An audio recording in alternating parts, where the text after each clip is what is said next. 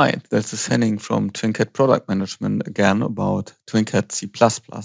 And in this short video, I would like to give you an overview of the TMC Editor, which is basically the interfacing of a TcCOM module. So not looking inside, but also defining which inputs, outputs we have, which interfaces we are implementing, we are using. The TMC editor is simply started by double-clicking on the TMC file, which is auto-generated for you as part of the TwinCAT C++ project. The module itself is inserted here. We have a data types area, which is providing you with data types which are locally assigned to the TMC module. They might get imported there from the type system.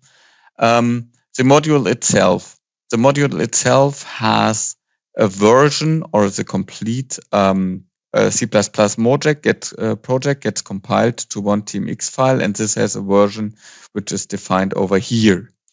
The module, which could be mutable actually within a TMC file, so a TMX, then has a name with a GUID for identifying the specific version here. Each C++ module is able to implement interfaces.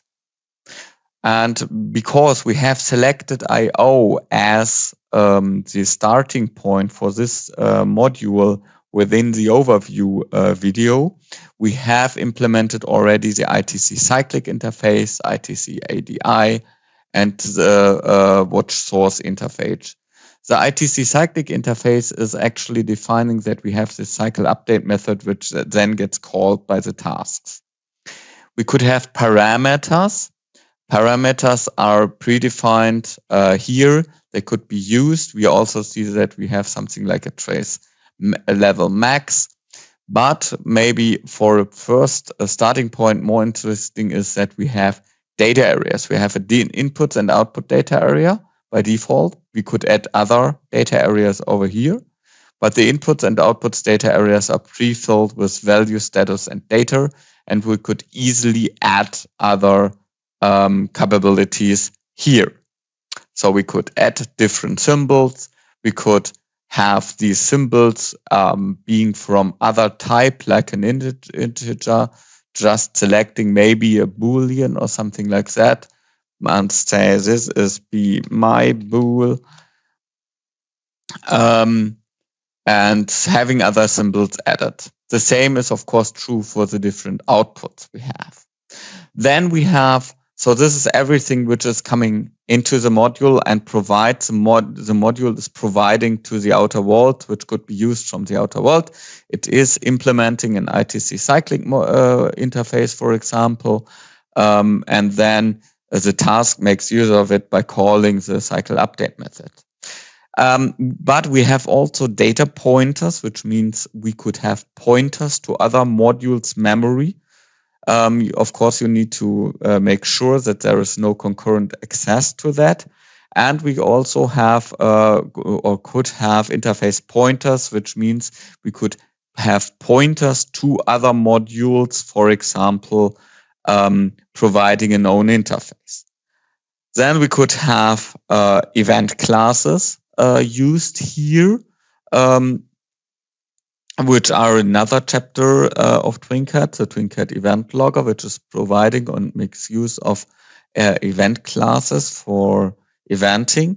And we have a deployment here, which could be used to deploy additional flights together with a module to the target system. As you've seen here, we have added a couple of modules here. After changing anything within the TMC file, we should save it and run the code generation once. And then we have a look at the first. We see that the inputs and of course also the outputs would have directly changed. So these modules are these symbols are directly provided to the other modules and could be linked. But we also see that within the code, I'm now hitting F12 for going to the definition, we see that also on the C++ side, the code generation has added us corresponding elements into our inputs data area. So this is the way the C++ code simply writes to the status, to the my boolean variable, and this then gets part of the inputs and outputs data area of the module itself. That's the basic idea. Going back to the TMC editor, maybe one other point, if I would like to implement my own interface, I'm very easy to implement, to do that. I simply could add an interface here. This interface now has a general name, but still already provides a method one, and I could simply add, well, I would like to implement this interface. I would like to code generate this. And then we see within the module 1 that at the bottom we are having the not implemented yet code generation here. So between these auto code generated content lines, we always have the code we are able to change.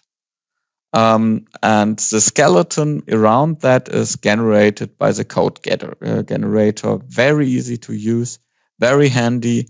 You only need to deal with a pure code, which then could be executed from somewhere else. Thanks a lot for this video. I would like to recommend as next videos either the debugging short video or the online change video. That would be good to have as a next point if you haven't seen them. Thanks